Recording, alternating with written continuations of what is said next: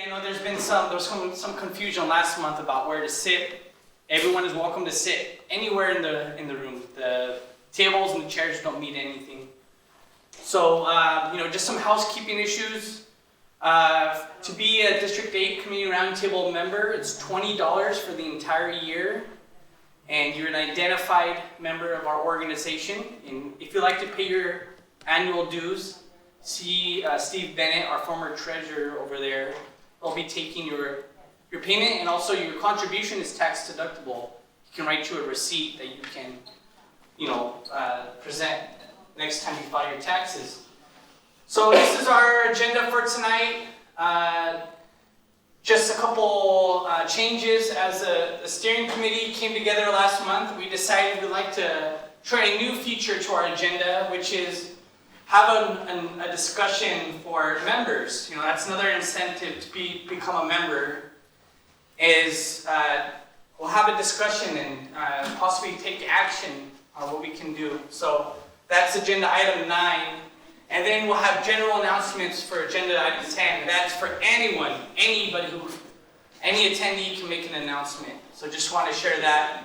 Also, we as a steering committee talked about having Wes just record the speakers. And if you have a question, just speak up. So, if people have questions, the camera won't be swiveling back and forth. They'll just be focused on the speaker, so people can feel more open and comfortable about asking questions. And then, I just saved the date, August 14th. It will be our annual summer get-together. We decided we're going to have it at the Metzger Ranch at the bottom of the Meadowlands on San Felipe Road, August 14th at 6 p.m. Save the date. We'll have a barbecue. We'll have some beverages. Invite some of the candidates who will be running in November. We've already reached out to Mayor Licardo's office for him to join us that night. Anything else? And then just save the date. Our April meeting will be April 2nd. We've already in talks with PG&E. We're going to come out and talk about some of the forced blackouts that took place last fall. Talk a little bit about the threshold, what do they consider when they do a forced blackout, and then also talk about how they're going to mitigate and fix the problem moving forward. So that'll be for our April discussion. Great, so our first speaker for tonight, we do have Rebecca Ross from the San Jose Parks and Recreation and Neighborhood Services Department. She's been so gracious. She reached out last year and we kept kind of bumping her back. So we did find some time for her to present on a new program that they're undertaking, and we'll go ahead and have her present first. Okay, thank you. Hold on. Just get up the presentation up just 1 second.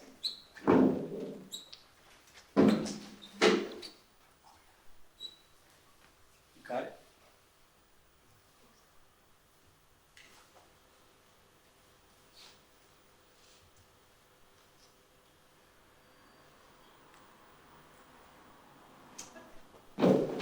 Hello, everyone. As Jeremy mentioned, my name is Rebecca Ross. I'm with the City of San Jose's Parks, Recreation, Neighborhood Services, Capital Projects, Strategic Planning Team. Yes. And I appreciate you having me here tonight. And a little bit about myself. I've been with the city for 15 years. And so I used to work for the Planning Division for 10 years. And I've been with Parks and Rec for about 5. My primary role in Parks and Rec is to oversee the implementation of our parkland dedication and our park impact ordinances. And so tonight I'm going to be giving you an overview of that program and to describe what a project's parkland obligation is. I'm going to review some credits that developers could get under that program, and then I'm going to open it up for some discussions, and you can ask any questions that you like. One of the reasons why we're presenting tonight is that we're starting to take a hard look at this program. The city hasn't evaluated this program, in probably 20 years or more. And so we feel like it's time to just take a look at it and see how it's working, what's working well, what's not working well. So the intent of tonight's presentation is really to give you an introduction to this program, because we're going to be doing a series of outreach and we're going to be returning to you with policy changes. So tonight I just want to orient you on some of the themes and concepts that go along with the program so that when we return to you, you have some basis and some knowledge. And you can always reach out to me with any questions. So first I'll review what the parkland obligation is, I'll review the credits, and then again open it up for discussion. So when the Quinby Act, when Prop 13 first passed, it took away resources not only from local schools, but it also took away resources from parks and recreation. So in response to that, the state inserted a state law called the Quinby Act, which allows cities to adopt ordinances to impose land dedication requirement on new residential development. Basically says if you have a new residential project, then you are obligated to dedicate 3 acres of land for every 1,000 people that you're adding to the population as a result of the project. It is a land dedication ordinance primarily, that the intent is to help us get new parkland, but the obligation can be fulfilled in several ways. We prioritize land dedication because it is very tough in this built-out city and where there's mostly housing to be able to provide new parks. But if we deem that that's not feasible or reasonable for some reasons, developers can meet their obligation through the payment of park impact fees that's equivalent to the amount that they would pay to purchase the land. And the idea is that then that would enable the city to be able to purchase land of the same size and amount.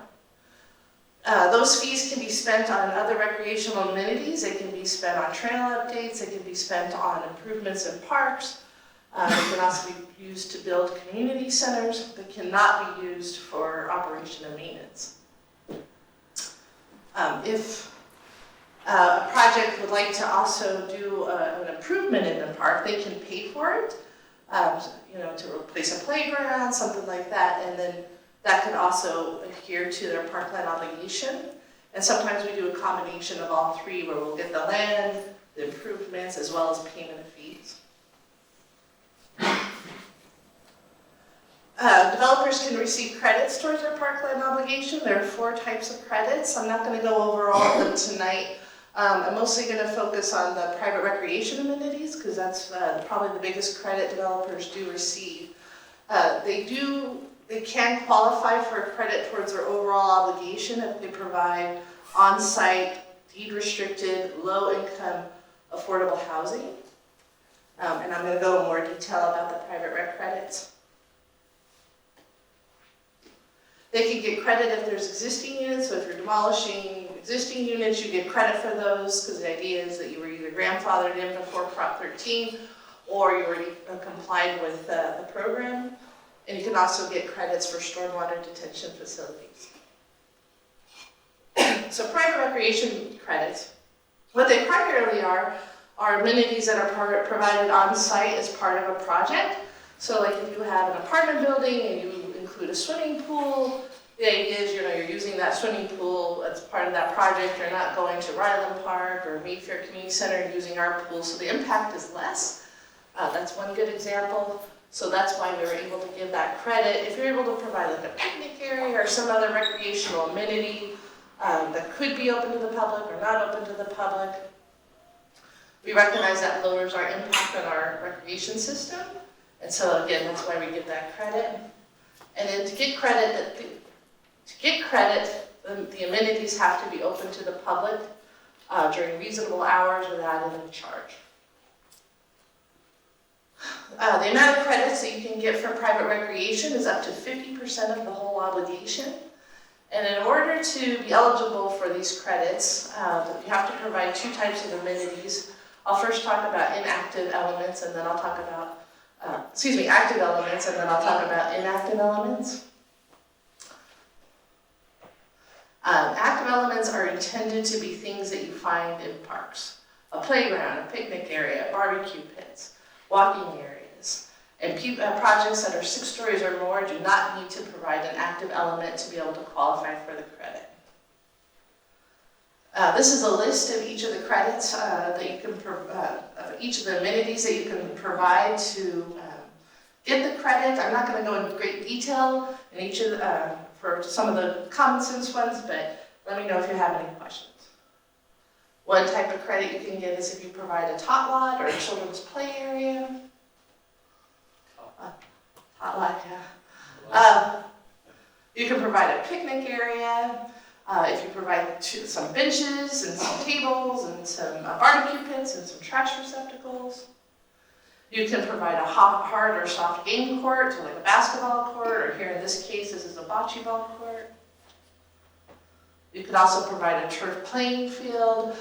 This is actually a park. We haven't really provided credits for this type of amenity in many projects just because it's a large area that's required, so I just put this up for illustrative reasons. You could also provide a publicly accessible plaza.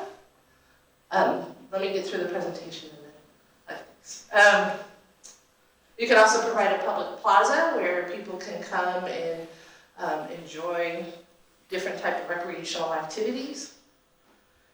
You can provide another publicly accessible area that's more passive, more reflective. We call this the garden area. You can provide a pet amenity. These are common, for dog parks is a common terminology for it. Or you can provide plots for community gardening. In addition to active elements, a project that's 5 stories or less would need to provide an inactive element to get credit. And so this is a silly terminology. We don't know why it's called inactive. It doesn't make sense to any of us. But basically, inactive elements are more your indoor amenities, your swimming pools, your spas, your community rooms, your meeting rooms.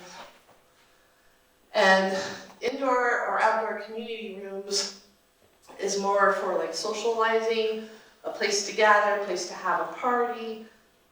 And an indoor recreation room is something like you would see in a community room, like a game room, a fitness room, a maker space, bike repair. So in order to get credits for active elements, you have to, for inactive elements, you have to provide an active element to go with it, unless your project is over 6 stories or above, or unless you're dedicating land. And the credit for the inactive elements can't exceed the amount of credit provided for the active elements, unless it's over 5 stories. So basically what this means is that the amount of active elements caps the amount of inactive credits that you can receive. So what we recognize works well, and that we're going to aim to continue in our overview going forward, is that we understand that it works really well for everyone when the language is very clear and it's very easy for everybody to understand what you get credit for and what you don't get credit for and why. We like ground level publicly accessible amenities because this mimics, a public feature that you would see. Our facilities are public in nature, so we like things that again mimic what you would see normally in a public park or a community center. And you can get credit for multiple amenities. What we recognize doesn't work well, the language is very convoluted, it's outdated. For example, what does inactive mean? Active, it doesn't make much sense to anybody. It's not clear what's not acceptable. So for example, I'm showing a picture here, and this is a media room which received credit, and it's debatable, is this recreational, is this not recreational? It's also unclear when there's a relationship for like a public plaza and it has commercial uses. There's a big difference between, a park and a recreational amenity where you go to enjoy and relax and have fun, and commercial seating for a restaurant. So we have that discussion quite often. So going forward, in addition to what we'll be doing to look at our program, the city has several different initiatives moving forward. They're moving forward with some studies called the Cost of Development Studies that's looking at how much it costs to do new construction in the city. And in addition to that, they're also looking at developing a new development fee framework, and the intent behind that is to make it more transparent for everybody to understand what the fees are for new development, including park fees. So we're going to be partnering and moving in parallel with the city's efforts on those fronts while we continue to develop our work plan. We're going to do more community outreach. We're going to be hiring a consultant to do a fee study to look at our program so that we can be informed, so we can make some recommendations and some changes. Then we're going to come back to you guys. We're going to hear what you think, and then we'll present to our Parks and Recreation Commission, and then we'll present to the City Council for their consideration. And with that, I'll open up for questions. So when you're, in the beginning where you were talking about private versus public, when they say it's public areas, is that public, or is that for the people who just live there? If we're giving credit for publicly accessible amenities such as a plaza or one of the garden areas, those are the only two types of amenities where we give credit for something that's publicly accessible. We are requesting an access easement to ensure that the public can truly access those areas in perpetuity of the project. You said instead of the developer actually making the public space or recreation, they could make payment in lieu of that to the city, is that correct? Yes, that's correct. So where does that money, what fund does that money go to? Does it expire if you don't spend it on something with a term limit? And how can we track that as a citizen? So the question is, when the developer pays fees in lieu of dedicating land and providing improvements, where does that money go? And how do we track that? And how can the public be aware of how we spend it? So the money that gets paid, it goes into our park trust fund.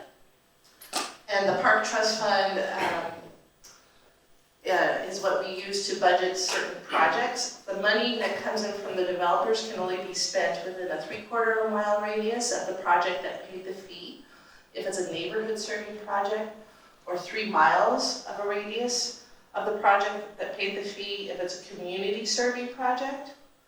And we identify those projects through our capital budget process, as well as we do outreach as well, public outreach. Does it expire after a certain time if you don't spend it? Thank you. We are obligated to appropriate it within 5 years, but we can reappropriate it again if needed. Your presentation appears to cater to the amenities downtown or the areas with more urban growth, which we don't have here. One of the needs that we have in our area is restaurants. So is there any way Restrooms or which, restaurants? the city can foresee developing a village where restaurants can pay less rent, because that's what's taking them out of the business, high rents. So is there any concept like that to help certain areas where there's that lack of entertainment? Because that's dinners, especially when families get together. And we don't have that. We have very few places in here. All of that you show is where families get together, but within walking distance, there's no restaurants in your presentation. Over here, we don't have that.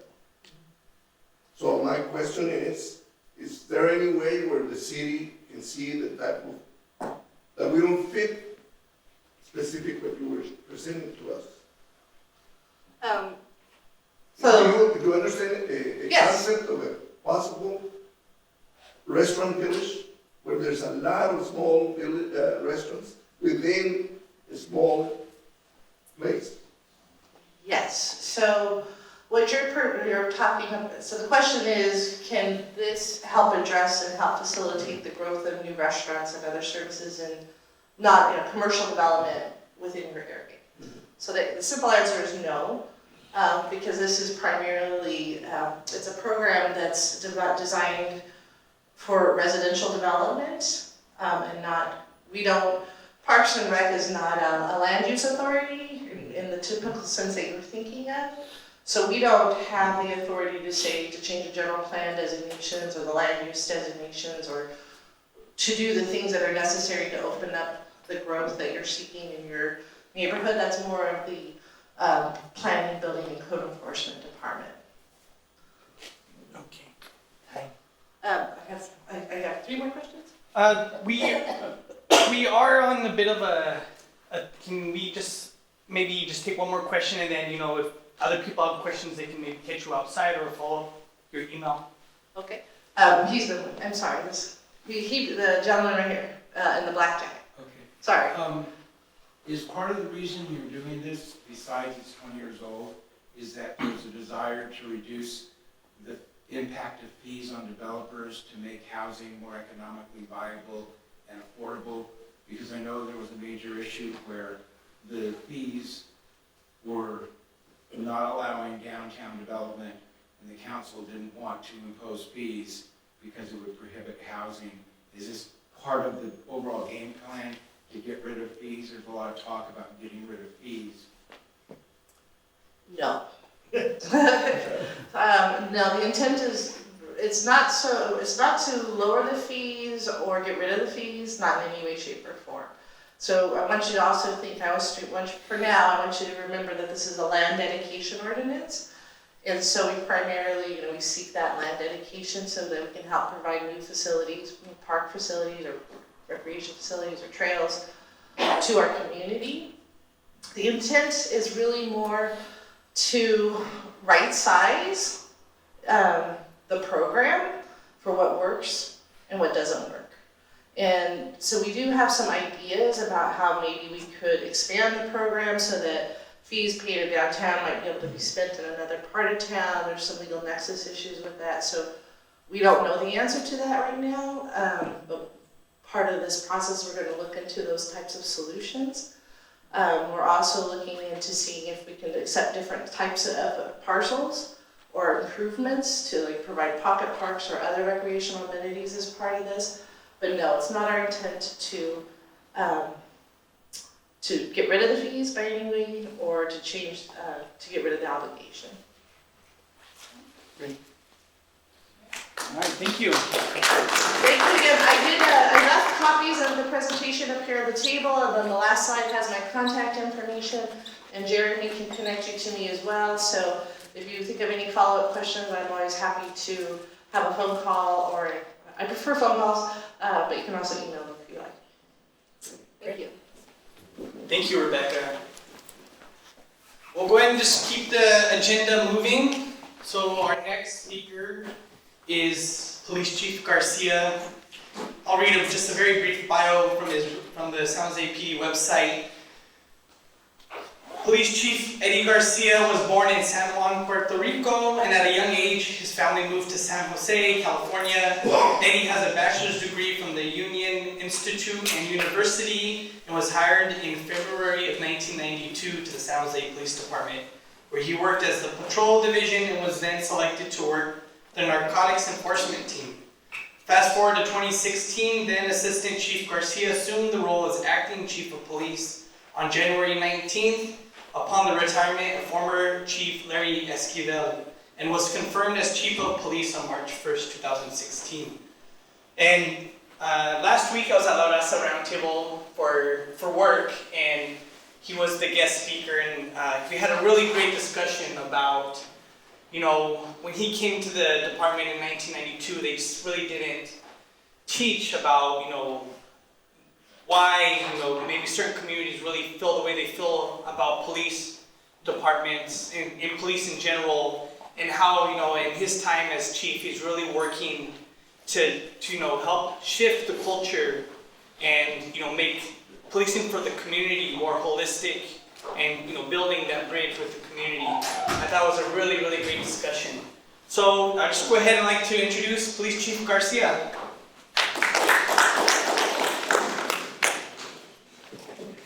I gotta remember no shaking hands for a while. How's everybody doing tonight? Good. All right, good. Well, it's great to be here. Thanks for having me. I always say, I know people were apologizing that we have more people here normally or what have you, but I gotta tell you the truth. There's no meeting that's too big or too small for me. I enjoy these meetings. It's important for you to be here.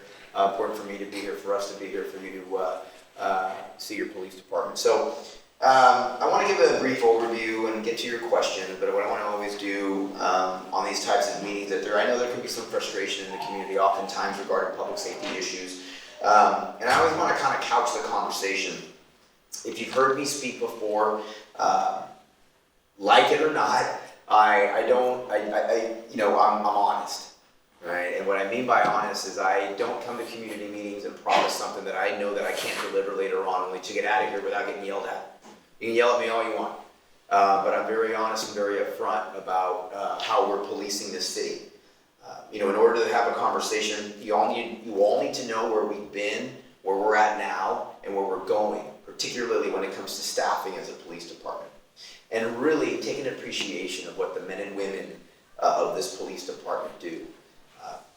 It's an amazing place with amazing men and women.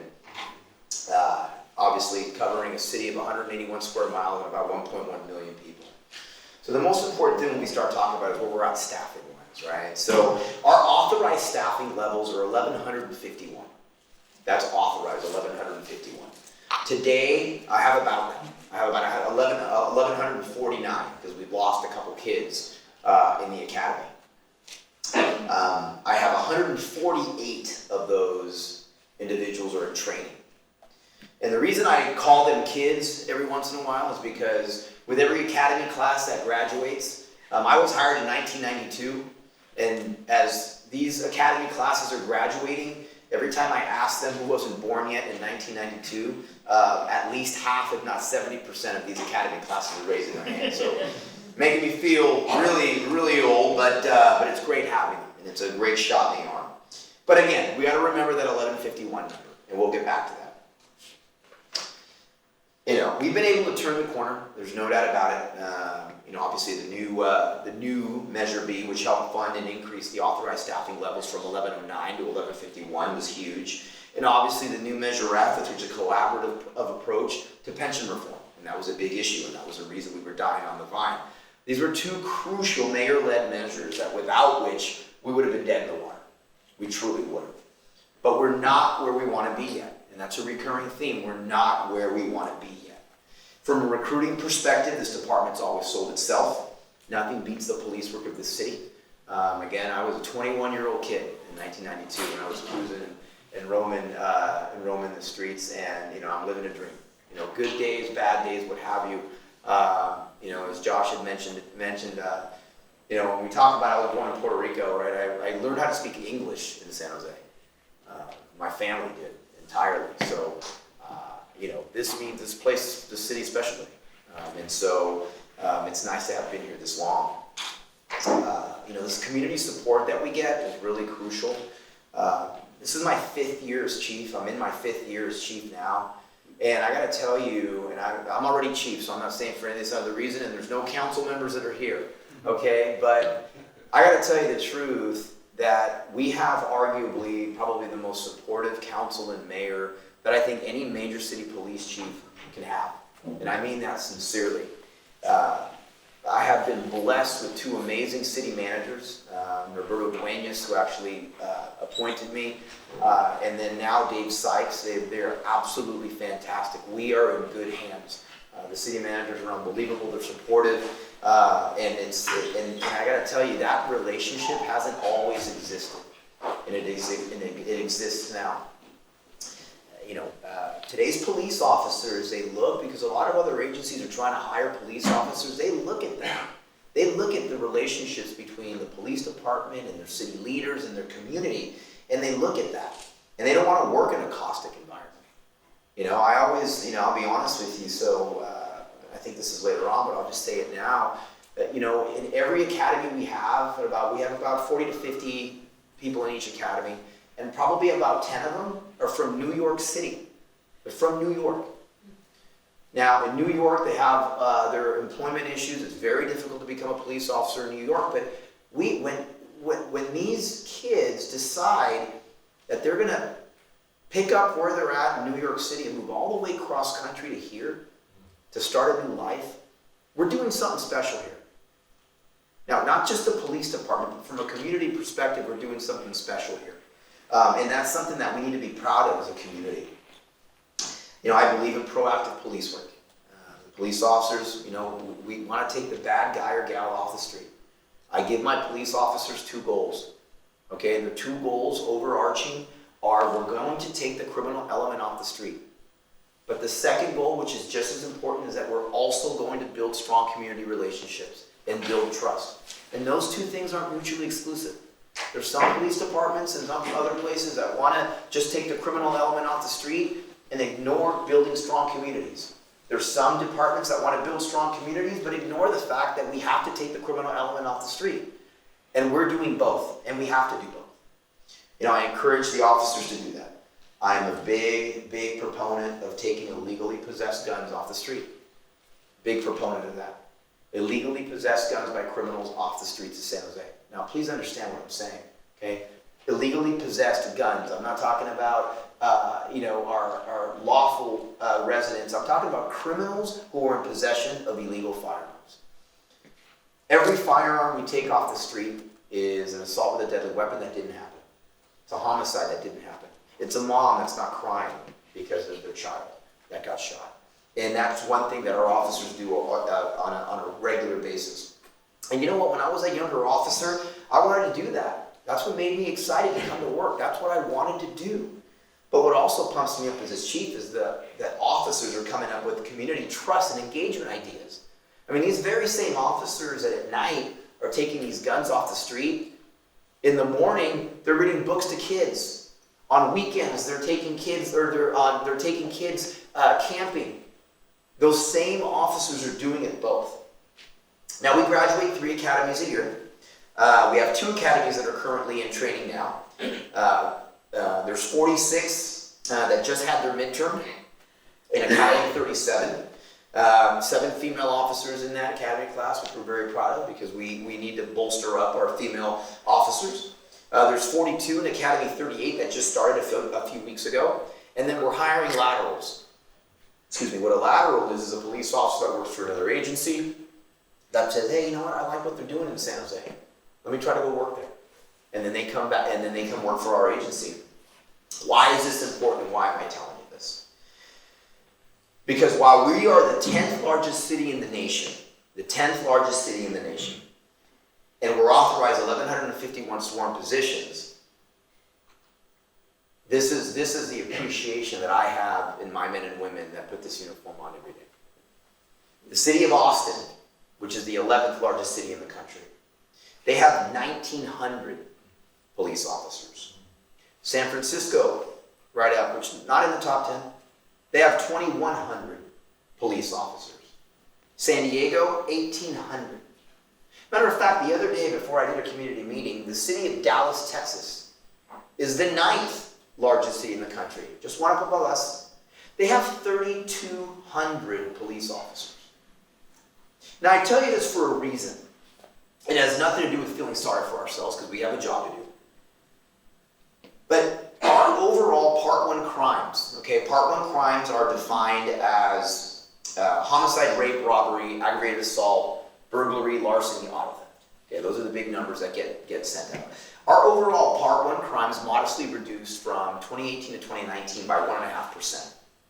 We have challenges, but as our department grows, we're going to get our hands around aggravated assault as we grow. We're going to relentlessly pursue sexual assault suspects.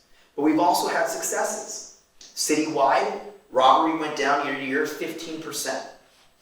Burglary down 9%. Residential went down 20%.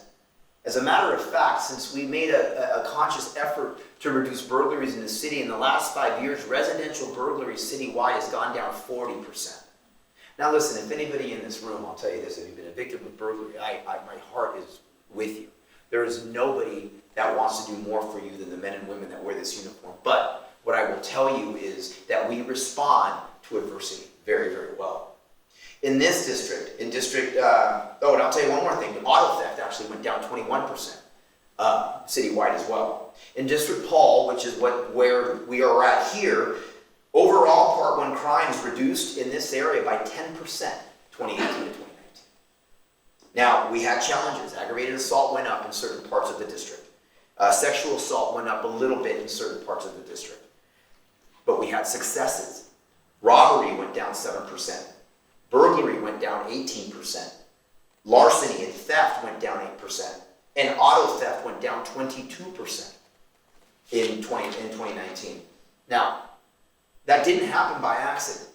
Why it happened is because of the men and women who wear this uniform. Okay, the men and women that wear this uniform, because we have our challenges and we can't be at everything as much as we would like to be. But I'll give you a fact. That in our most recent crime stats that we have, that they're a little bit outdated, the FBI and DOJ numbers that we get, but in 2018, when we compared ourselves to Austin, and let me tell you, we're better off now than we were in 2018.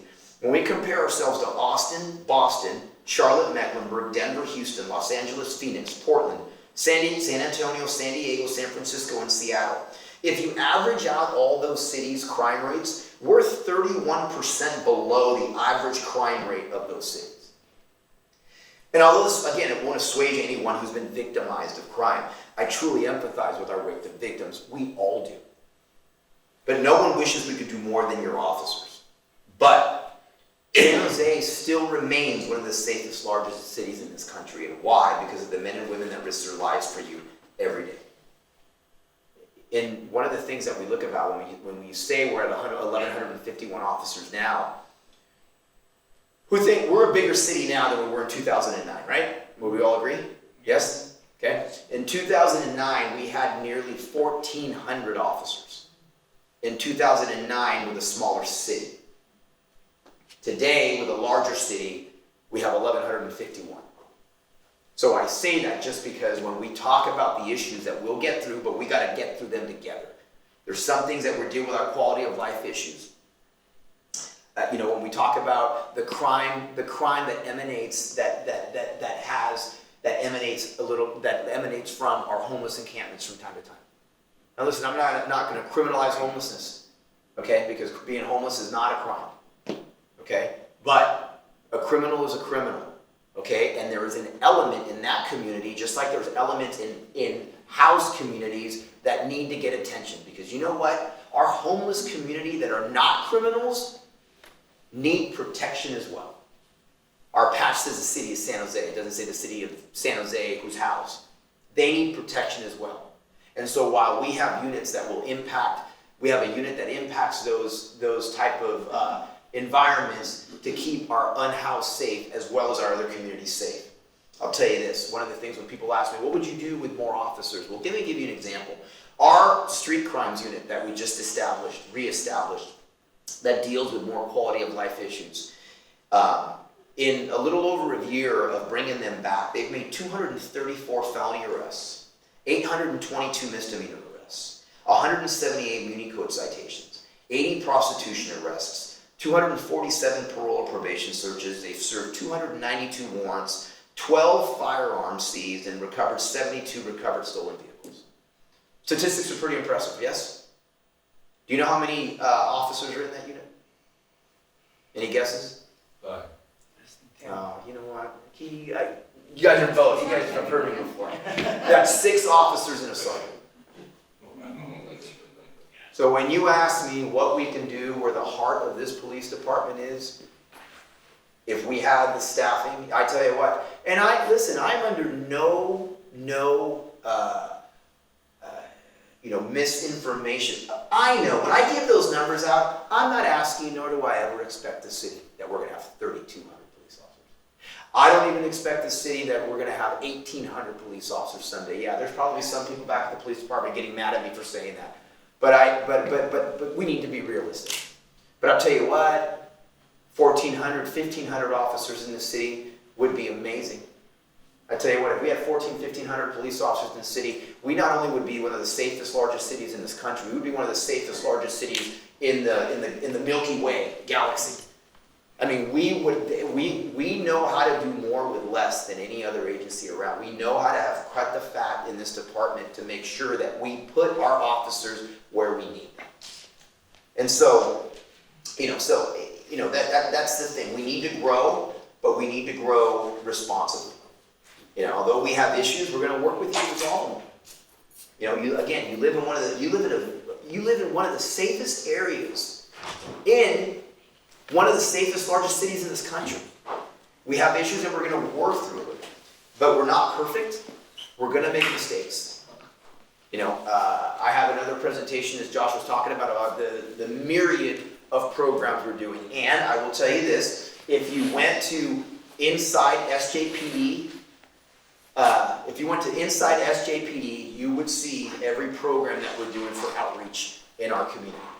We're not perfect, and again, we're gonna make mistakes, and we need your help, you know, to get these things accomplished. Here's a perfect example. Today, just today, did we hear about the arson guy downtown in the Rose Garden that was throwing Molotov cocktails? No, I heard about an arson guy here in the neighborhood. We caught the arson guy near the Rose Garden that was throwing Molotov cocktails. I heard that. You know, it's just an example of the community. They gave us, they saw the guy throwing it, they took some video, they gave us a partial plate. One of our officers got in a pursuit with the car, but we got the plate, we did follow up, we ended up finding him. It was just an amazing piece of work that our officers did. You know, I know there's issues that are near duty that we want to work through, and we'll get there. You know, but your officers work tremendously hard. They work tremendously hard. And I'll keep saying this, they work tremendously hard and keep this city safe as the least staffed major police department in this country. Do you realize that if I had 1,400 or 1,500 officers, if I could snap my fingers and get to 1,500 officers, that we would still be the least staffed major police department in the country. And so, when we have these conversations, and I'm not giving you this for excuses, we have a job to do, we have to move things around, but we also have to have some realistic expectations, because we just can't throw numbers at problems. We need help. We need to do things smarter. We need to use technology. We need to leverage our resources with our community to get the job done. And I'll tell you what, when we talk about all the programs that we have, you know, we talk about, you know, bringing back our undercover burglary prevention. I think I talked about this last year, or the year before, when I was at a meeting right here that I told you we were bringing BPU back. 100 burglaries aren't committed by 100 different people. Okay? And if we started arresting crews, we would see a reduction. This 40% reduction in the last 5 years did not happen by accident. It happened because of the hard work, blood and sweat of the men and women of this police department. And that's what we're going to continue to do. I will tell you this, that, I mean, we do a lot for our community.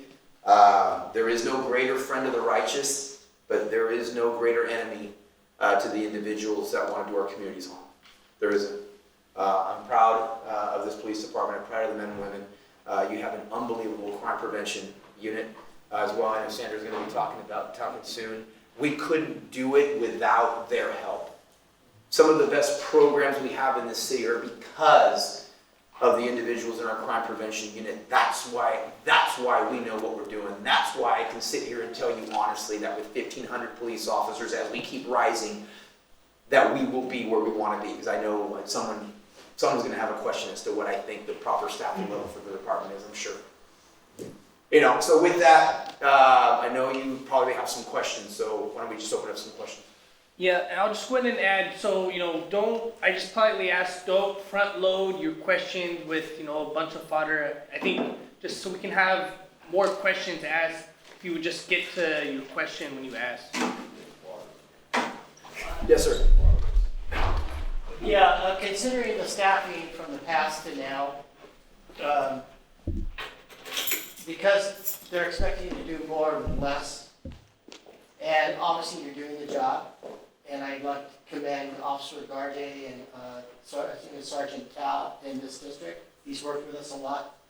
But my question is, one, because you're working hard to bring crime down, is it also two effects? Could it be unreported crimes still because you're understaffed? And the second thing is, what is the average life career of a San Jose police officer now, because they do more work with less resources still, even though our city's growing, compared to other cities with the same amount of resources and more manpower? Is there a burnout factor? Great question. So let me take the first part of your question, which was the lack of reporting. You know, obviously that at times we need to realize that in every community, every city, there could be some sort of of reluctance, or of not calling the police if a crime happened. But one of the things that, generally speaking, when we talk about those Part 1 crimes, like generally those major crimes people do report. So like I'll give you an example. So when I tell you that auto theft goes down 21%, right? If you walk out and your car's stolen, you're gonna call, right? So we're wary of that. We understand that those major crimes, right? No, you may not call if you see an individual doing a disturbance or graffiti or something like that. Those type of crimes I can see. But for the most part, you know, I think people are reporting. I will tell you this. So I ran some statistics a couple years ago, actually not a couple years ago, about a year ago, to see calls for service in our city, right? People calling the police. And actually, we have more people calling the police now than we had like a year ago. So I'm not saying we have to drill down the numbers to get you an answer, but I'm not going to tell you that it doesn't occur. It does occur. But what I would tell you this is as we grow as an organization, it's so important for you to call the police because we need to know where to put officers as we start getting them. And so it's very important to do that. With regard to the burnout factor, you know, that's my job. My job is to really be realistic. My job and the job of my chiefs and my deputy chiefs and captains is to do the best for our officers so that they don't feel that burnout. Yes, I'm not gonna lie to you, we are asked to do a myriad of things. We're working a lot of overtime on extra jobs because the reality of it is for 1.1 million people, you know, I think the average for major cities is like 26 police officers for every 10,000 people, and we're at 9. We're like 9 at 9. So it's our job to ensure that our officers don't feel that burnout. It's our job to, you know, to have conversations with our city leaders, and they do understand. They really do. I mean, I go there. I'm not going to stay in the office kind of chief. I go to every meeting that I'm asked to go to, much to the chagrin to some people that say, why are you going to, I go to every meeting that I'm asked to go to. That's just what I feel I need to do. And when I'm talking to the council members, they understand where we're at. And so we're doing a decent job now than we were a couple years ago. I'll tell you, a couple years ago there was burnout. But now we're in a different place and we're moving in a better direction that I don't see that. Like right now, in my opinion, and I talk to a lot of officers, the morale of this police department is somewhere that I haven't seen in the last 7 years. And I can say that for someone that was here back in 1992 when it was an amazing place to be. I've been through the ups, I've been through the downs, and now I'm back up again, and I'm proud to be here for it. Yes, ma'am. So recently we did a forum with the people that were running for the county board. And one of the things that the board considered recently was, remember the woman who got murdered in Willow Glen by the transient immigrant, right? Bambi Larson. Okay, and so the county was debating on whether or not to let ICE know if an immigrant who committed a felony got out of jail. And anyways, during this forum, we asked that question, and one candidate said, no, I understand that ICE already knows that the people are getting out of jail. And then I had a police officer tell me that was not true. So can you tell me, do ICE have access to your records in that respect? No, that's. I think he was misinformed. Okay. That's not accurate. All right, thank you. First of all, like our records, we don't control the jail. We don't control the jail. The county sheriff controls the jail, right? So no, ICE, they can't tell when someone is going to necessarily get released. Yes, sir. My name's Steve. I am going to preload this. I do want to thank you for your service. I can't even think of who the last chief was, but you represent our city very well. I see you on TV, and you have the answers, and I like that. And I'm sorry I have to propose this question. I do have a lot of questions, but I'll keep it to one. I worked at the San Jose Mercury News as a Teamster, and I was happy to have a job. It was tough getting out of the military. I worked all the shifts, day and night, trying to put 4 kids through college. And all the different hours, coming home between like 1 in the morning and 4. once or twice a year, I'd get pulled over. And no reason.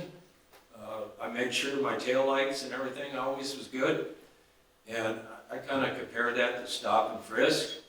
And I hope for all the night shifters that we do have, that this doesn't keep going on. We just go to work and come back. I've been pulled over in the Mercury News parking lot. I mean, that's one example. But once or twice a year, I get pulled over for 25 years. And I hope that's not going on now. I retired, I was forced to retire. The computer took my job in 2009, so I'll give you an out. Let's see, where was I in 2009? No, sorry, I understand. Well, let's just say real quick though, what I do want to tell you is stop and frisk from what that's a completely, To me, that's what it is. now, it's probably, two people would argue with you that that's not, but how you were treated is still not right. It was looking for drinking and driving. Are you a bad driver, Steve? No, it's a Were you slurping, anything? professional driver. No, but Steve, let me just say this, I'll cut to the chase on this. We have really prided ourselves in this police department in the last few years of really training our officers, whether it's in procedural justice that we train our entire department, that we train all our academy, whether it's bias-based policing that we train as well. In your particular case, it's procedural justice. We really want people to not operate under biases. Now we have body-worn cameras as well. In 2009, we didn't. So we really are, looking at ways to ensure that things like that don't happen. I always want to know the complaints too. I was afraid to make a complaint. I drove a 79 Chrysler and a 66 Ford Fairlane. So these are older cars. No, I mean, again, we're doing everything we can. One of the things that I'll pride myself on, one of the things that Josh I know alluded to earlier, but if you do look at inside SJPD at the website, if you look at what we're doing, one of the things that I'm proud of, I mean, you can go on our website and you can see the use of force that we use, right? Like, we're very transparent. We brought in the University of Texas San Antonio, formerly University of Texas El Paso, to come in and study our stops. Study our pedestrian stops, study our car stops. Tell me, what, are we stopping more people because of their color? Or why are we stopping people gender? What are we doing? They gave us an entire report. We were transparent on that. And both reports came back and said that we don't have a culture issue in this police department, which I was very proud of. But you know what? There's a lot of departments that would have never done that, right? That would have been invited people in. There's a lot that don't. You can see some around here. And everything that we've done, no one's come and told us we had to do it. We've put ourselves out there willingly because we want our community to know that, you know what? We're not perfect, but we want to get better. And so I'm not going to sit here and tell you that you're not right. It may have happened, but I can tell you that we don't want to be that department. And we're trying everything we can to not be that department. So that when you get home, you don't say that to yourself. That's what we're trying. Thank you.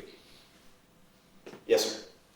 I'm wondering if you have any knowledge about what the other major police departments are doing to have the resources, the revenues to be able to be at the right staffing with the right standard of care for the number of officers for the population.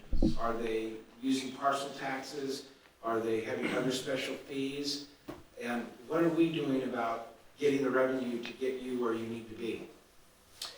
You know what, that's a great question, and I wish, the city manager has great answers to those. Those are more questions that are more from a city hall perspective. I don't know. I mean, at the end of the day, we need funding. We need funding. One of the things, and I'll probably butcher this, but one of the things that I always keep hearing from those that know a lot more than I do when it comes to the budget and getting dollars into the city coffers is the fact that we have a lot of people that live here but work somewhere else. Instead of we don't have people coming in here to work as we have people living here.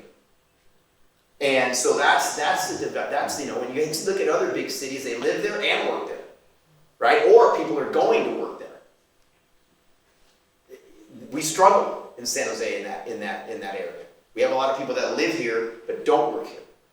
That's part of the problem that I've heard. Now, a little knowledge is dangerous, but so as far as that, I mean, we need more funding to get to where we want to be. But again, I'm not going to tell you. That's why I keep telling you, 1,500 police officers, and I know some future chief down the road is gonna be angry at me and gonna remember March 5th, 2020, when former police chief Garcia said, get us to 1,500. But I will tell you, it's not cheap. I'm also not going to sit here and tell you it's cheap to have a San Jose police officer.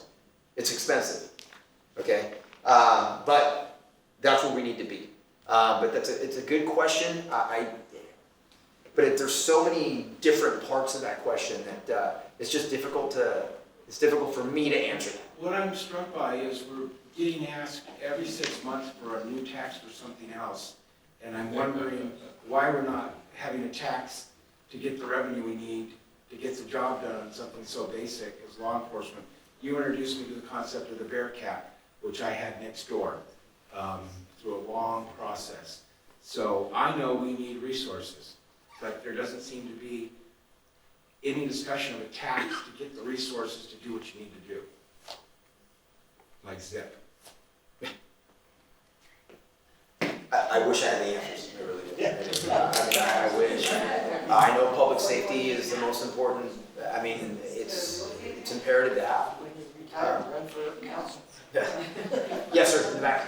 You said you have a staffing of 1,150 right now. Is there any plans to increase that further? And if so, what are they? And then you said 1,500. What if you did have 1,500 more cops? Where would you assign them? What would you use for? No, great question. Great question. So everything is contingent on the budget.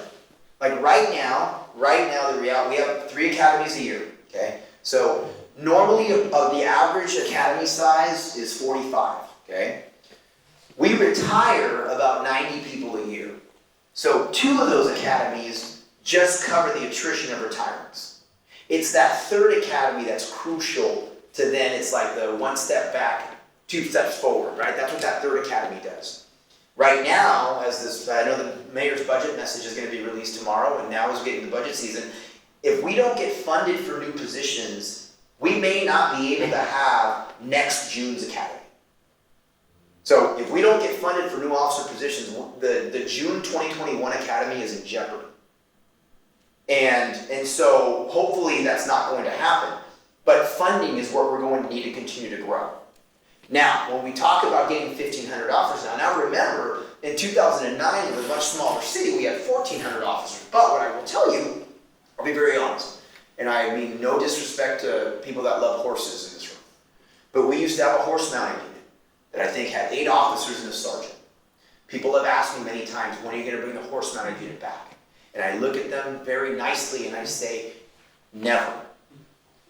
Because I know that instead of having officers on horseback, I know where 8 officers and a sergeant, I just described to you what 6 officers and a sergeant do. We know where to put them to help our residents in our city more than just having an officer on horseback. It's just one example of where we're at in 2009. But we would investigation. So again, investigations and patrol, we're 101 combined positions down in patrol and investigations than we were in 2009. So when you ask me where I put them, I have to rebuild to where we were at those levels. And then we'll grow a little bit differently. Like, we'll have an undercover burglary unit. I'd like every division captain to have their own team of 8 officers and a sergeant that can handle the crises that happen in divisions so that the officers aren't necessarily impacted by it. So there's different things we would do. But really, we just need to rebuild our patrol force and our investigations is the short answer of where those bodies would go. Yes, sir. Sorry.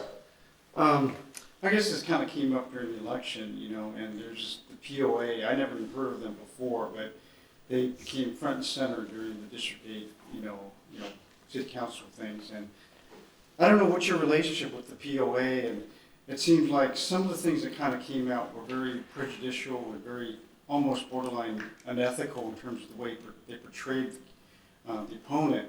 And I just wondered if you could respond to, how, I mean, I have no problems with any police officer I've seen in San Jose. I have absolutely no problems at all. And so I think it's important, for your image to project a good image, because if you see some of this kind of stuff that kind of comes out in this political arena like this, people think, wow, police act like this. And I mean, so maybe you could respond to something like this. And what do you think about this?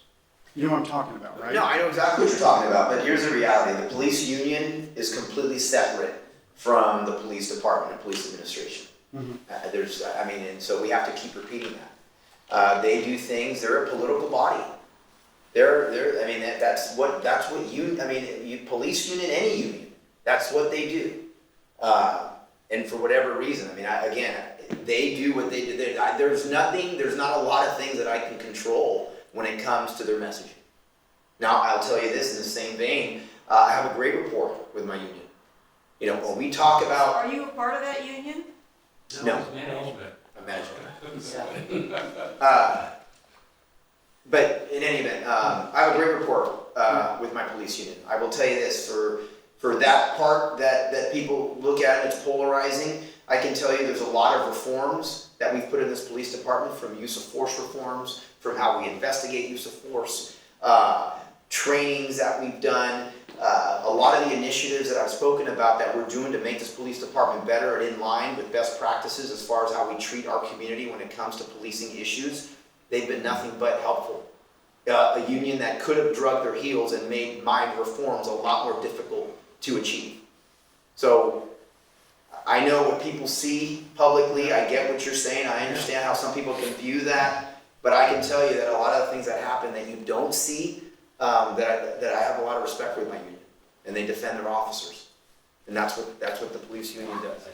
I can't speak to anything else, and I don't want to get into anything else, quite frankly. I know what you're talking about, but that's a union issue. It's not a police department issue. That's not fair. So if we start exposing 50% of us get divorced, so they start exposing all the divorces and the police officers, that'd be a big can of worms.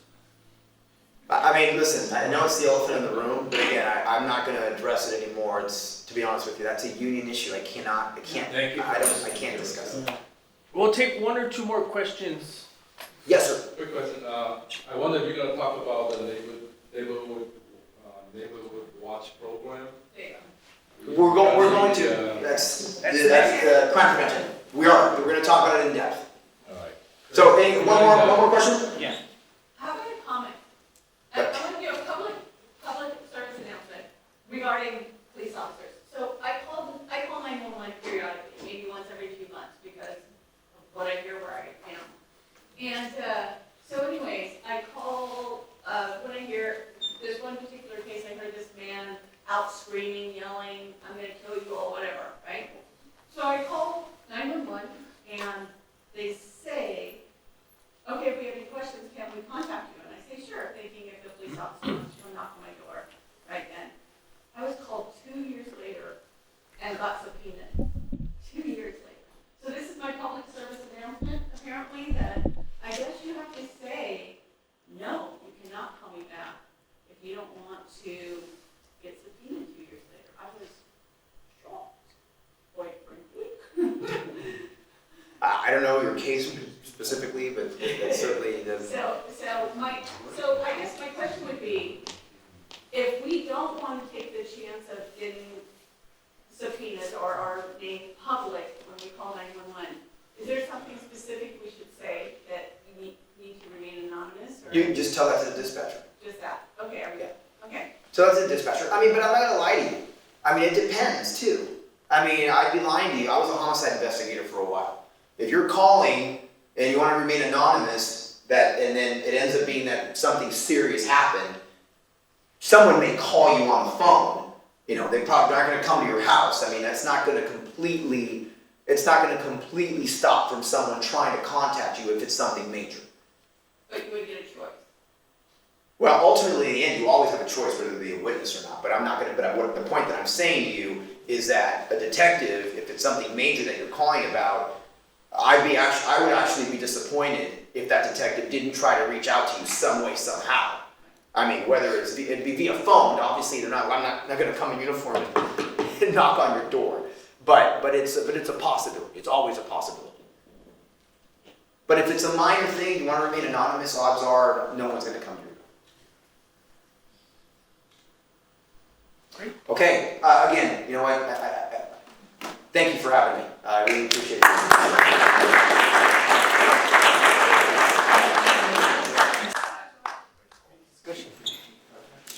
All right, thank you, Chief Garcia. What a great discussion tonight. So we'll just go ahead and keep the agenda going with our last speaker of the night.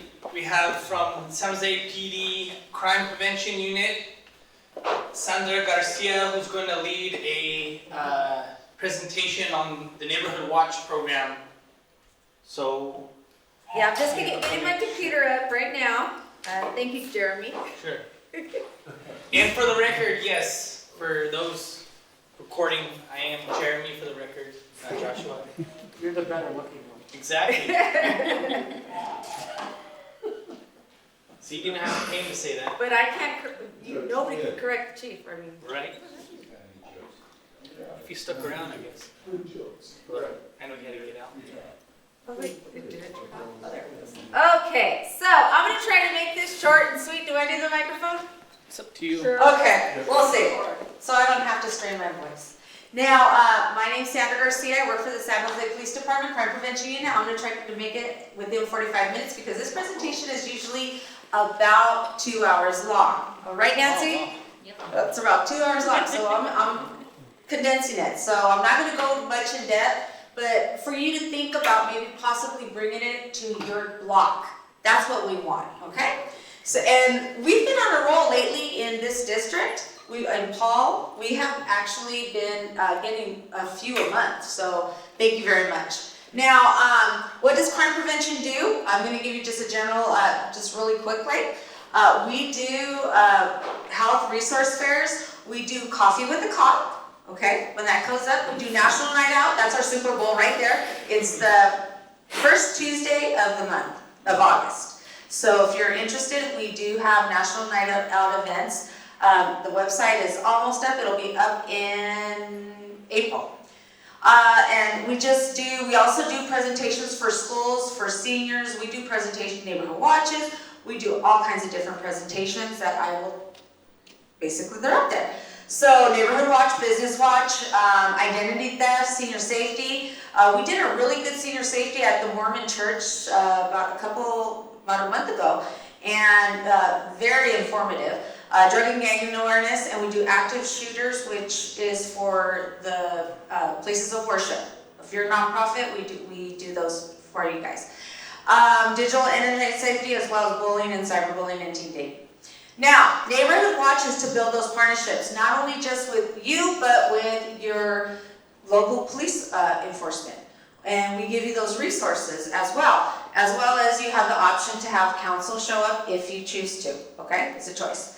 What we discuss is property crime. That's one of the things we do. Person crime, quality of life, and of course, some of the handouts I do have up so that in case you didn't get any, there's some right there. Now, some of the topics we do go over is 911 versus 311, lights, lamps, and locks, statistics, and resources for other city issues that a lot of times people call the police department. That is the one biggest thing. They'll call 311 and they'll say, I have a barking dog. Well, that's not us, that's animal services. So, but a lot of times people don't realize that there's different departments for different services. And so we talk about that at the meeting. Another thing, this is just, because I know he was talking about the area, this is what your area looks like. You guys live in the Foothill Division. Everything 101 from Milpitas all the way almost to San Martin is Foothill. But the only one you guys care about is District Paul. And that's what we were discussing. Now, District Paul has very low, when we talk about crimes, it's a very safe area when we talk about it. And it's basically from Martin Lake Cunningham around that area, all the way to, like I said, San Felipe, San Martin. So, our statistics are available for anyone on, anybody wants to see what's going on in their neighborhood, you just type in your address and you'll get all that information. We have it online at the sjpd.org. So, and it's actually, let me see, there you go. So I pulled it up. This is for the past 3 months, okay? Past 3 months. And I know this looks like, oh my gosh, there's a lot of crime. But when we really think about it, these are, and I look at, when I look at this, and 5 years ago, there was like 3 times as many, okay? Now, so not that to validate, whoa, but we're still working on this, like the chief said. So one of the issues, our burglaries are down, and as well as our auto burglary and car thefts. Now, but we still have issues, not just here, but everywhere.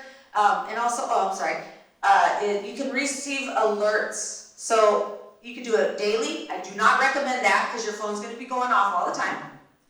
You could do monthly or weekly, and you can find out everything that's going on in your neighborhood. Okay?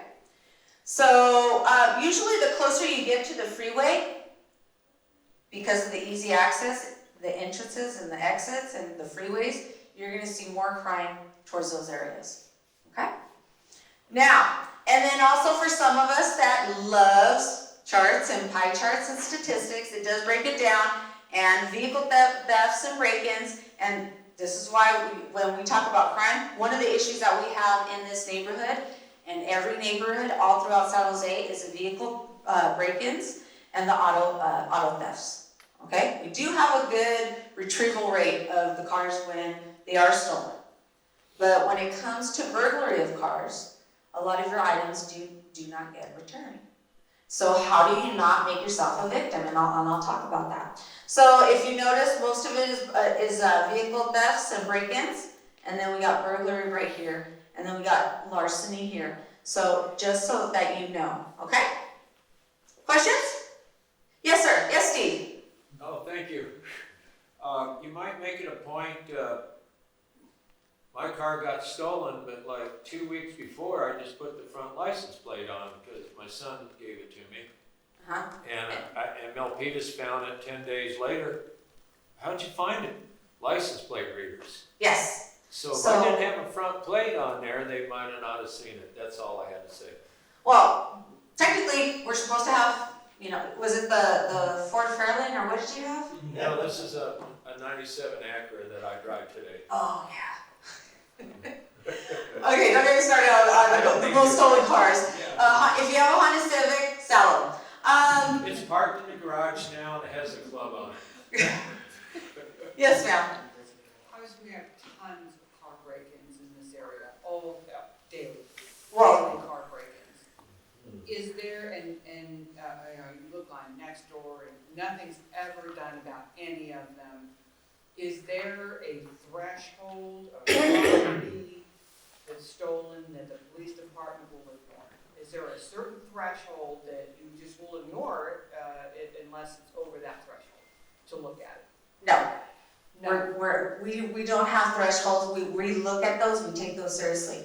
Now, when we see this, like I said, the motor vehicle thefts, when we're talking about that, it's happening all throughout San Jose.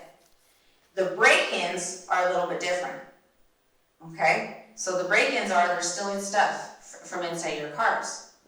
Now, here's the interesting thing. That's why we have, and I'll go over the remove it or lose it. What's happening is there's apps that know if you have electronics in your car.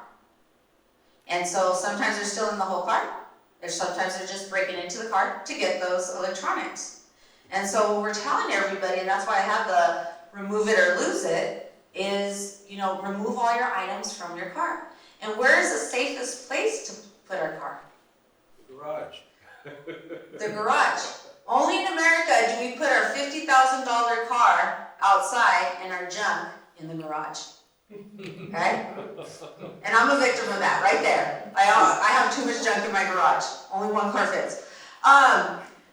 And we do take this into account, okay, we do. So that's why we're having the remove it or lose it. We're telling people, hey, park in your garages, that's the safest place for a car.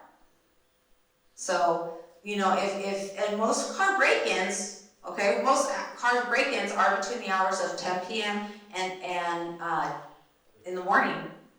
So they're going in when you're asleep and they're breaking into your cars. Right, so what is the police, I'm just asking, because we've had such an exponential increase in car break-ins in Evergreen. And I'm asking when you know that there is heightened activity in an area, what does the police department do? Well, the officers, what happens is the sergeant, the captains, they take that into consideration, and then they go out there and they patrol, but usually you don't know what time the crime actually occurred. You know it happened between, 10 p.m. and 4 a.m. That's all you know. And so they try to go, but like I said, it's all throughout San Jose. It's not just in Evergreen, okay? And so that's a lot of many hours in between them. But do they, I'm just asking you, do they, I have never seen Yes, patrol. they do. I've never seen one. They stand up very late, in the middle of the night, whatever. I've never seen any patrol. I'm asking you, do they actually do that? We look at the data, the calls for service, okay? So the calls for service that we receive from you, that translates to say, hey, you know what, at this time and this time, we need officers to roll by. If it's happening, for example, most motor vehicle thefts are happening Saturday, then right here, then guess what? I'm gonna put someone on Saturday. I'm gonna put more officers in that area on Saturday. So they do take that into consideration. All crimes in your area, based on the calls for service, we try to actually use predictive analytics to try to predict, okay, what's going on in this neighborhood? Maybe we need more officers in that area at that time on Saturdays. Did that answer? Is mail theft a part of any of this? Mail theft is an interesting one because yes, you can file a police report, but usually there's no suspects. And also too, it's a federal crime. So it's good that you do make a police report for us, but also technically it's a United States Postal Service. Okay, and then they'll ask you, did you make a police report? And they said, yes, I have it, here's a report number. Okay, so it helps them to work faster. Okay? I can only say what we do on our side. Yes, sir? Does surveillance camera help at all? Because usually I see like in next door or something, people post surveillance camera, but I don't know if police actually take use of that or does that help for? Yes, it is very helpful. Don't think it's not. It's very, very helpful. A lot of times what happens though, we tell you, hey, download the footage. Does everyone know how to download the footage of the cameras? Oh, no. That's your homework for tonight. We need everyone to learn how to download that footage so that you can say, oh yeah, here it is, officer, here's the footage. So we get a lot of the crimes that we do solve, but see, next door, we don't have access to next door. We have to live in the neighborhood to have access for next door. So what ends up happening is everybody posts it on next door, but they don't call the police. Okay? So one thing I always mention to residents, if you can, yeah, post it on next door if you choose to, but please file a police report. Because once again, if no one files a police report, then my captain's gonna say, hey, well, nothing's going on in this area. So we need those reports to justify sending officers to that area. Okay? Okay, this gentleman right here. More and more of us are putting the cameras. And you rely on us surveying what's going on at night. Why isn't the city or the local government put cameras? That is so expensive, so much terabytes of storage, and we have to maintain 3 years worth. Can anybody tell me how much that would be? It's a lot. It'd be beyond expensive, okay? Because we have to keep 3 years worth, and if we were to put those cameras, there's no way we could So handle it. other cities go through the same thing? Other cities go through the same thing. They could barely do the stop. Okay. I'm gonna, yes, last question. Are you gonna talk about the recent burglary on Beaton Drive? On Mitten? Yeah. Okay, no, I'm not. Okay, a lot of them are open investigations and I can't comment on them. Okay, there's a few that are in this area that are open, which is a good thing, because that means they're being investigated by a detective. Versus other ones that are not open. Okay, they just say lack of, we don't have the resources to actually investigate it further. Okay, but some of them are still open. We heard that the whole house has been basically emptied out. Okay, yeah, so it's an open investigation. And there were 3 police cars there, but they didn't catch the thieves. Well, that's the thing. Usually what happens is if we do catch the individual and then later on, it may be 2 years or 3 years down the road, we may get, hopefully we don't, but I know some of us are afraid, we're gonna get subpoenaed, okay? I've been subpoenaed a few times, okay? So what happens is that usually when it comes to things like that, we don't tell everybody, hey, guess what? We arrested this individual. We're letting you know. So usually it's not unless we call the detective. If we're the victim, we call the detective and we say, hey, what's the status of our case? Okay. So, but everybody, due to the PRA, you could actually request that information after the case is closed. You could actually request the report. Okay, any citizen can.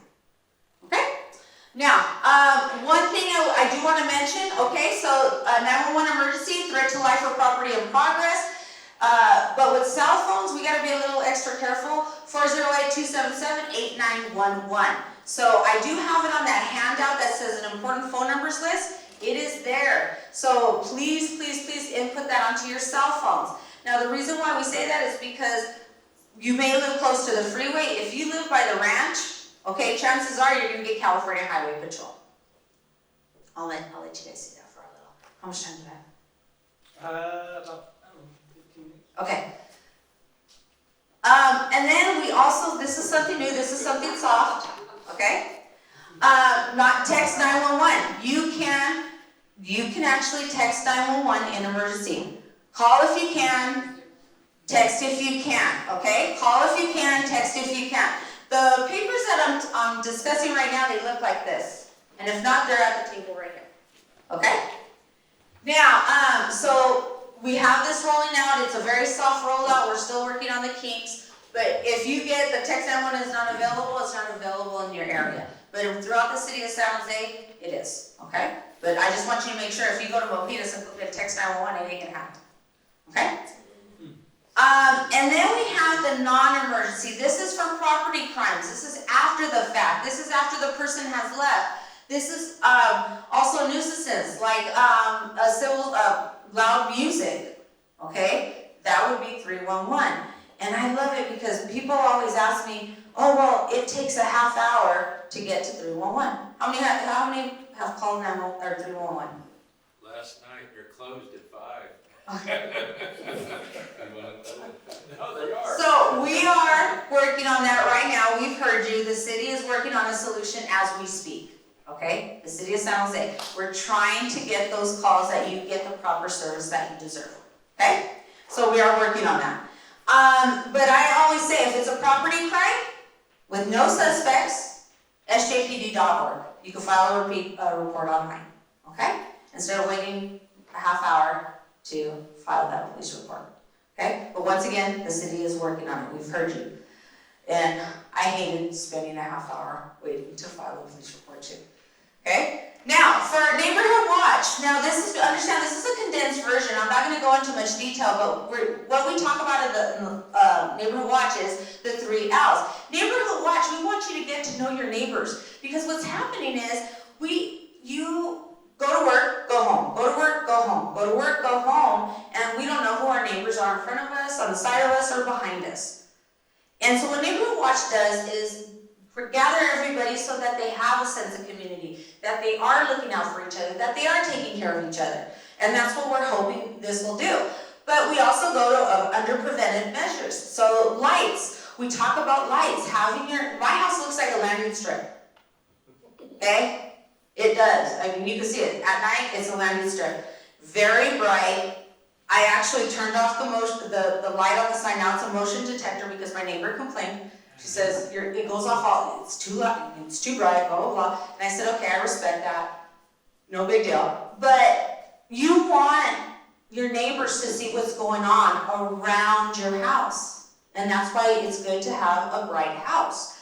As well as if you're away, leave a couple lights on, have them turn on at different times, leave the TV on, leave a radio on a talk radio, so it makes it seem that someone is home, okay? Now, and then there's locks. There's different types of locks. We talk about the deadbolts. A lot of deadbolts only have a 3/4 inch screw. Do you think that is gonna survive a kick-in?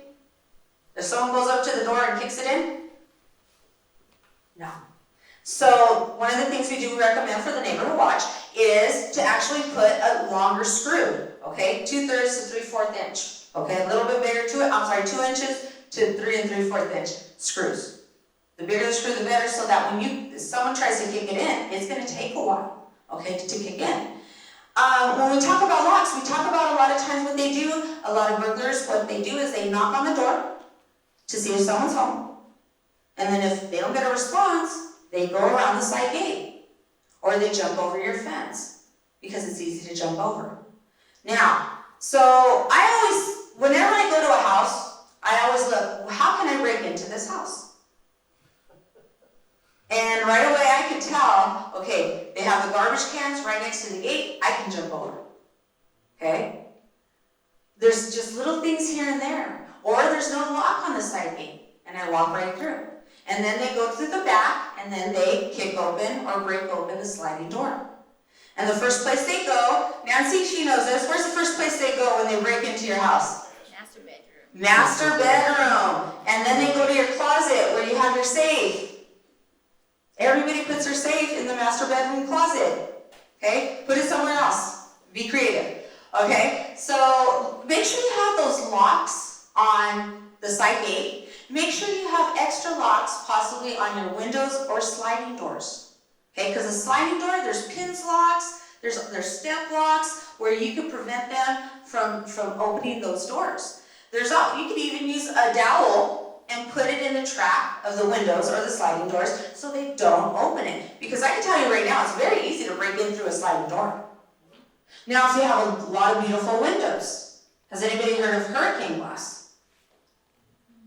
Okay? It's going to take them a while to break that window, especially if it's a sliding door.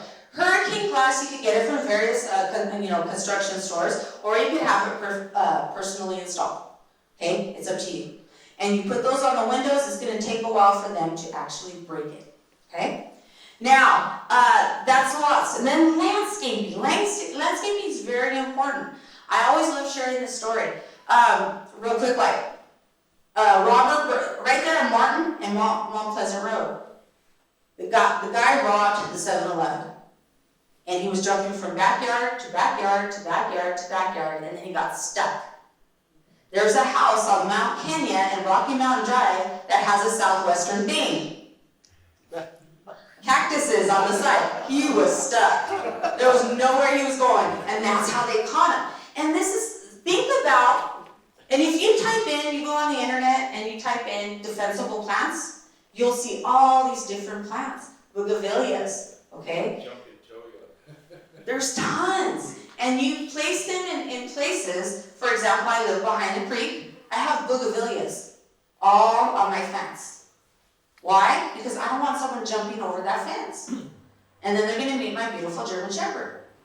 Okay? So those are things to think about. Rose bushes underneath the window.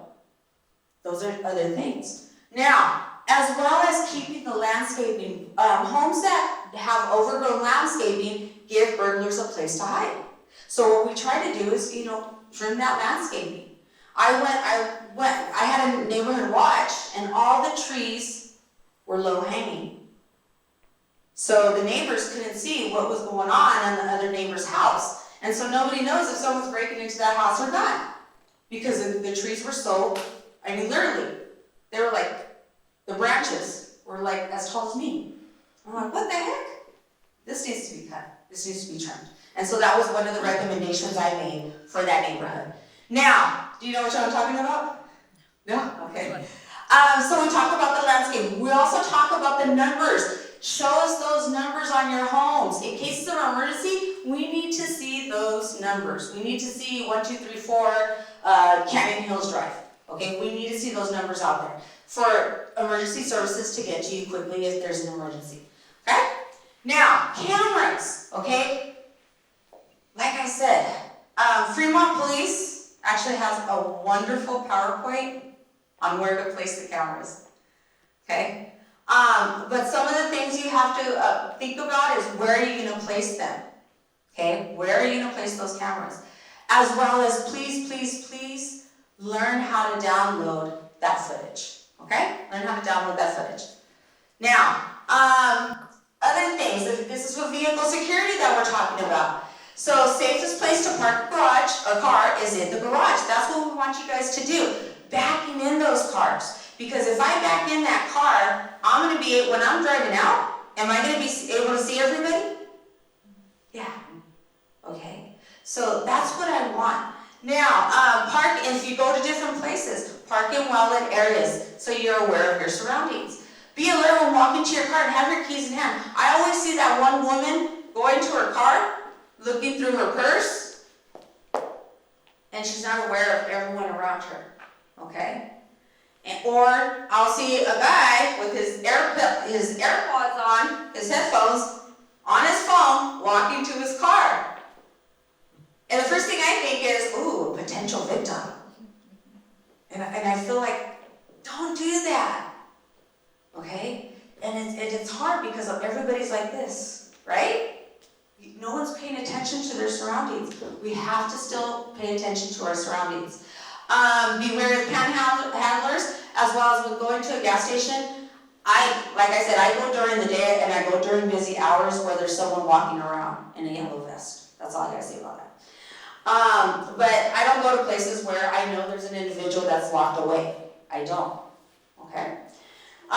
If your car is carjacked, okay, let them take it. I always tell everyone, you know what, your life is not worth that car.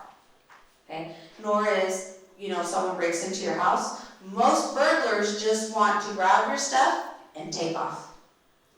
Okay? They don't want a confrontation. It's very, very rare that they want a confrontation with you. Once they see you, they're out of there. Okay? They don't want you to see them. Now, so that's why we heard what you guys were upset about. We saw that a lot of car break-ins were occurring in the neighborhood. All throughout San Jose, so that's why we do have the remove it or lose it.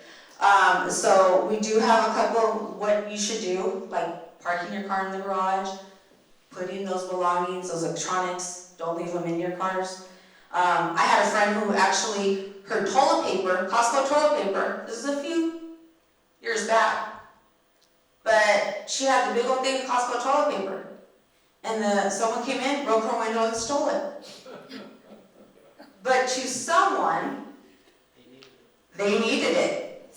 Okay? Go to the homeless camp. It's possibly, but the thing, what you may not think is valuable to them. Okay? Now, how to build up your neighborhood. Build a support. Through a neighborhood watch, you can build up your neighborhood. Okay? It may start off as a neighborhood watch. It may turn into a neighborhood association. That's a thought. Now, but please, please, please, so our captain knows what's going on, we need you guys to report. Report, because if no one reports, then we think it's a perfect place to live. So this gives us, this tells our captain what's going on in the neighborhood. Yes, sir. Is it legal to put a camera on the light poles? Because one of the questions, I got a neighbor, I watched him steal a car just like they had keys across the street, but we can't get license plates. So if you had a camera up on one of those light pole things pointing down, you can catch license plates. Is that legal for a civilian to put it on a public light pole? That's just a question, you know, and have it transmit. I think it died. Well, thank God I have a loud voice. Or is it going, oh, it's back on again. Okay, now, Steve, I hate to break it to this, but those are illegal. I just had to ask. Yeah, it's okay. You're not gonna catch any license plate from a house, camera, that's all I'm saying. I've seen some very imaginative ways that some people have put license plate readers. So in your area, they've put them, you know, usually the person at the end, and he literally built a fence so that he could get all the license going in and out. One of your not your neighbor, but one of your neighbors in the area had it pointed so that he could see all the license plates going in and out of the Where I live. I'm just saying, one of your neighbors, Steve, not necessarily your neighborhood, okay? So, and it helps you be part of a collaborative effort, okay? That's what, when you get Chief Garcia here, that means you guys are doing something right, okay? You know, you ask him, he comes, okay? Now, to schedule a regular neighborhood watch, you call at least 3 weeks in advance. We do have like 3 weeks to do. We have to have a location, whether it be a church or library. A lot of times Nancy can help you secure a location if you cannot hold it within your home. We need a minimum of 10 households. Okay, that's all we need. And then choose day, Monday through Thursday. And like I said, this is usually a 2-hour presentation, and I go more into detail, but 45 minutes I could do it. Okay, just talk a little bit fast. You don't get the signs though, I apologize. That is only if you host a neighborhood watch and get your neighborhood. Because chances are you don't live next door to her, right? So you can't watch out for her, right? So what we want is for your next door neighbor to watch out for you and vice versa, okay? That's what we want. And thank you very much. Am I on time? Yes. Yes. Okay, so do we have time for questions or? Okay. I have a question. So, could you tell us who our area commander is for this division? Yes, I can. Usually I do go into detail. It's Jason Tom, Captain Jason Tom. Okay. Yes. And then you're going to have a brand new batch of sergeants and lieutenants coming in because shift change is tomorrow. Right. We do our shift change once a year. Right. And so we got a brand new group coming in. Your day's shift lieutenant, I know for a fact, is Jorge Gutierrez. Great.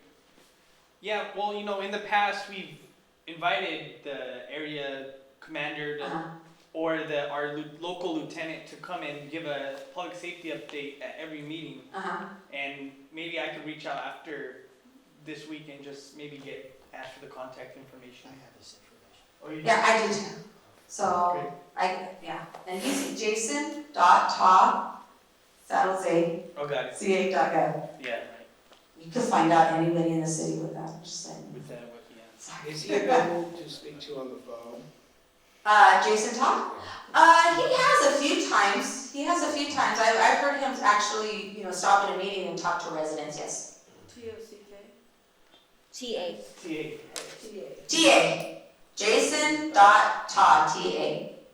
I almost spelled it T as in Tom, A as in Adam. Great. One more question?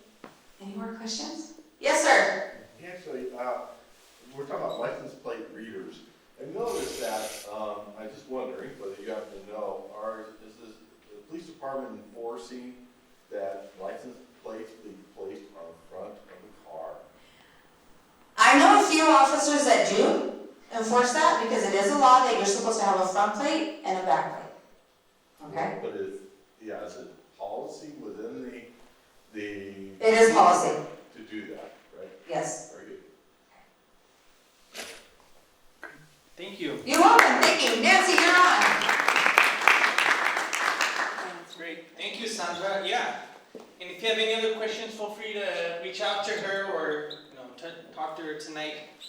So that wraps up our presentations. We'll just go into some of our standing reports. We have from the office of Councilwoman Sylvia Arenas, we have Nancy Lake.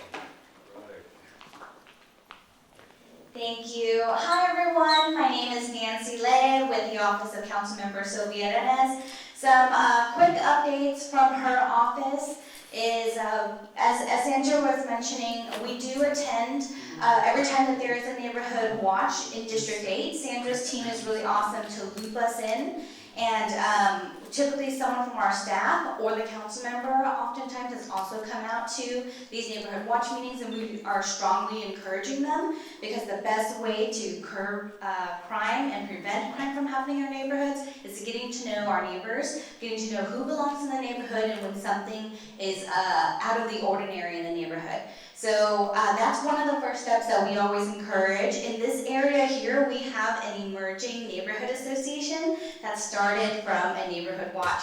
So we have neighborhood associations all throughout District 8, and they've actually doubled in the time in the past 3 years here in District 8. So we've been doing, getting our neighbors more organized to learn how we can curb crime, talk about crime prevention, and then also creating a community for our neighbors. But other updates from the council member's office is this coming, not this Friday, not tomorrow, but the following Friday on March 13th, our Evergreen Community Center will be hosting their neighbor nights. They host this every few months. It's not quite quarterly, it's not quite monthly, but it's every few months we have the neighbor nights where we invite our neighbors to come out to our community center, do some programming that is family friendly. Each one has a different theme, and then this month's neighbor nights theme will be St. Patrick's Day. Please come out and join Councilmember Sylvia Arenas' office as well as our amazing community center staff for some family fun.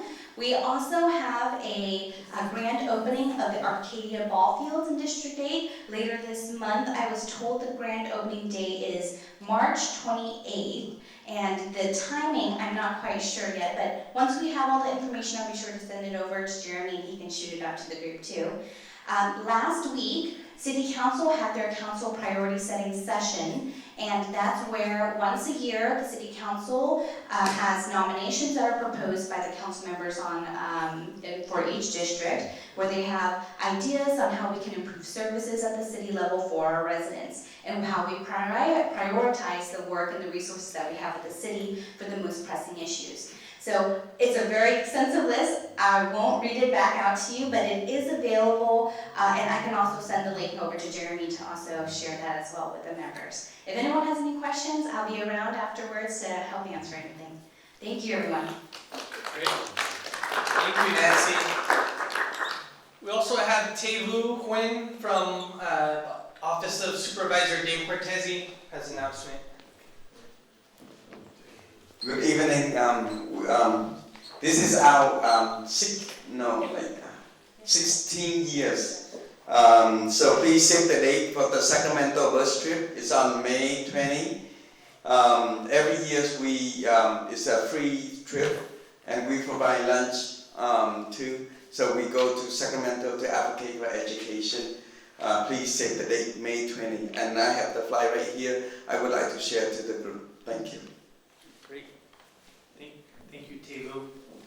I went on that bus trip about, 10 or 12 years ago. It's a really good event. All right, so for our next report, I don't see anyone from the Evergreen School District, but we'll have our Land Use Subcommittee report by Chair Robert Reese. I want to let everyone know that the San Jose Evergreen Community College District won round one of their lawsuit with the developer Republic on 27 acres. What had happened is that in the lawsuit, the developer put a lien across the entire 130 acres, even though the land lease was only for 27 acres. And then the developer sent individual emails to certain trustees as a courtesy. It was perceived as intimidation, and they were told to no longer have any personal conversations with the trustees pending the lawsuit. It's called ex parte contact, and it's sanctionable by the courts. Sandy and I are going to write a little update for the community in Evergreen Times. The next big one will be in April, where they're trying to strike the testimony of James Eller, who was the district's attorney on the matter. For some issues with the general plan task force, at the last meeting, I think Sylvia was sick, I don't think Jim and Bonnie were there, but we're having an issue that's just starting up, and it's something the state's looking at, but on the periphery of each of the urban villages, the 67 urban villages in San Jose, they're talking about within a half-mile radius, allowing homes, single-family homes, to have 3 or 4 units within it. Senate Bill 50, which is one of the major Senate bills for housing that's being discussed, which isn't going ahead this year, talks about doing this throughout all single-family residential neighborhoods in California. It's a big idea, it's a different idea. There needs to be a lot more involvement and information gotten out to the public to understand this. If it's not done right, what's going to happen is you're going to have the neighbor building a fourplex next door, and you wouldn't even know that it's something that's happening. In the priority study that Nancy was talking about, updating the community engagement for planning was not rated high enough by the council to have it be studied. It could be a budget issue. The city design guidelines, there's going to be a draft report out at the end of this month. There are some issues that I will be following up with Sylvia's office with, kind of give a breather after a very intense period of time. But we need to keep some continuity up about the community engagement process and improving it, and looking at these citywide design guidelines. Tom, would you like to give an update about the meeting with the city on the temple now or during the time later? Can you go ahead and do it now? Yeah. Oh, wow, sorry to catch you off guard. Hello.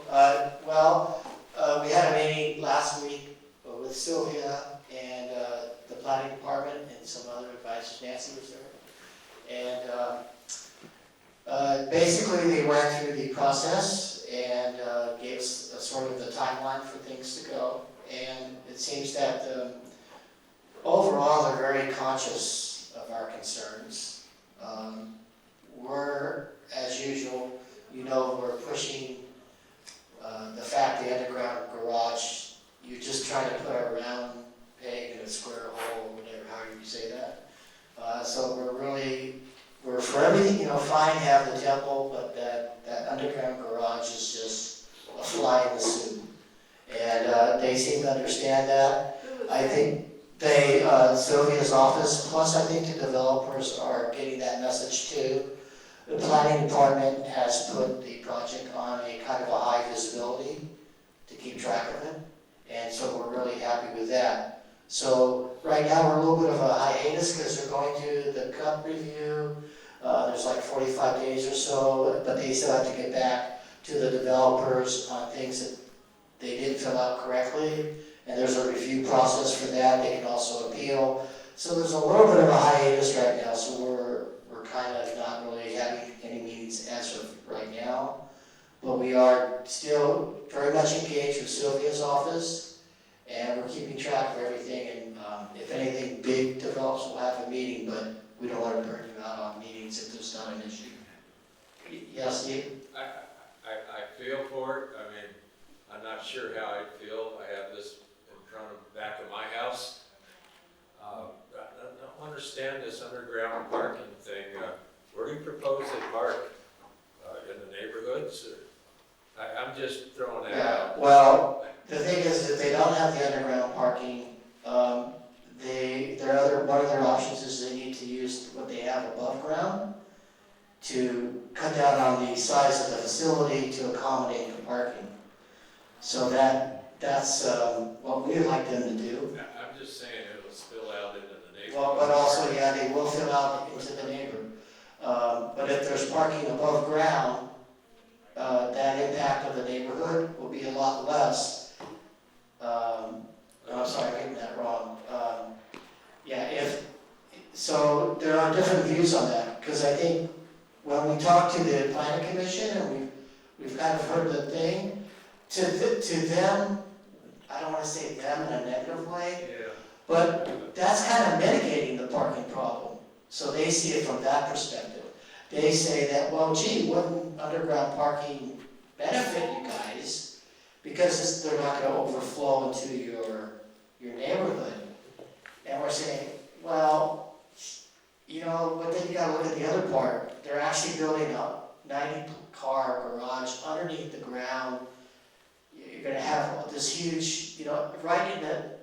midst of residential houses. So it just doesn't seem to go with the flow of the neighborhood. I just threw it out. I know, I know what you're saying. Parked in front of your house. Yeah, so, that's fine,